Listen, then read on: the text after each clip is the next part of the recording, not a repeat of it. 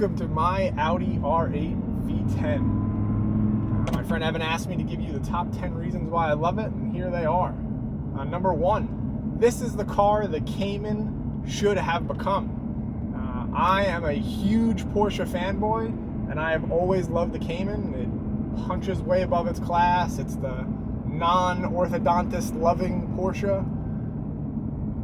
Everyone says, yeah, well, they make the GT4 now, that's the car you should have, but that's not an everyday car, that's a GT car. That's a car that you need to take on the racetrack or on back roads on Sunday only. This car is what the Cayman should have been. 525 horsepower, mid-engine, livable every day, but if you downshift and give it a good squirt, you have a lot of fun with this bad boy. Number two, gated manual shifter. This car's a gated manual. The only cars in the world that had that when I was growing up, Ferrari 360s, Lamborghini Gallardos, the once-in-a-lifetime Mercy owner that had a stick shift. For $100,000, I'm driving a gated manual shifted V10 engine from Lamborghini.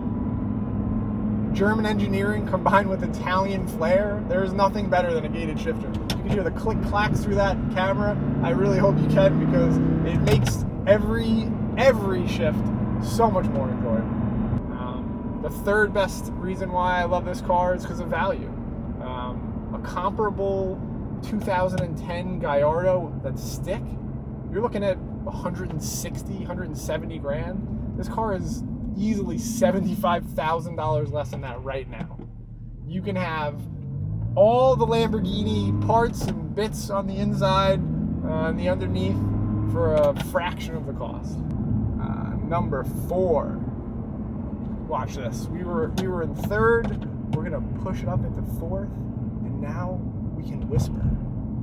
We have magnetic ride dampening suspension that makes it smooth as an A4 when you're going around town, which is unmatched in any car in its class.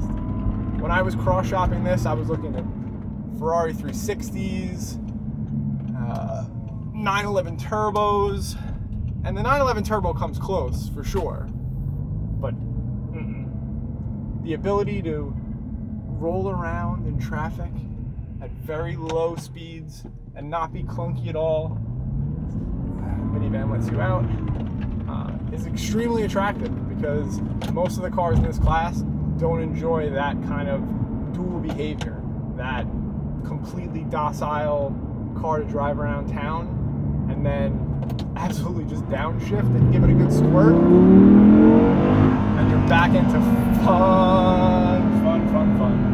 Legal fun. 25 mile an hour and under fun, for sure. Number five. Yeah, I mean, listen, everything is going turbocharged, right? In order for a manufacturer to keep their miles per gallon where the federal government says it needs to be, turbocharging is the way to go. So I went and held on to what will probably be the last naturally aspirated V10 that Audi and Lamborghini produce. Number six, supercar looks without being a supercar douche. Number seven, depreciation or the lack thereof. I paid $109,000 for this car in 2014, and now 6 years and 20,000 more miles on it later, and we are looking at probably a $95,000 car, worst case scenario. So you're talking about $15,000 in depreciation over the course of 6 years and 23,000 miles. So what are we doing right now? We're sitting in May, and it is 37 degrees in New York, and I am confident because not only do I have winter tires on, but this car has all-wheel drive. Yes, 80% of the power goes to the rear wheel, so it's a lot of fun and performs like a sports car, but at low speeds, or when you're digging out of a corner, or when you're in snow or rain, this will really get you going. That's a nice little option to have. 9 is this car is future-proof. I know, everything's paddles and it's so much faster, but the problem with paddles in this generation is you're looking at 430s and Ferrari 360s that are single clutch and very clunky and take forever. This car is a manual transmission that is never going to change. In addition, you have shocks that are smooth and soft, so you could grow into this car and 525 horsepower, I guarantee you that 99.9% of us, that is way more horsepower than our skills will ever need. So this car is very future-proof. And last but not least, number 10, a 22.5 gallon fuel tank for you to enjoy those first 9 reasons for as long as humanly possible.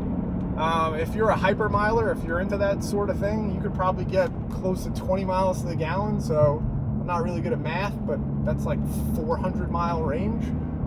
Me personally, I've never seen north of 11 miles to the gallon, so considerably less, but you're still talking about almost a 300 mile range. 300 miles in your supercar. What's better than that?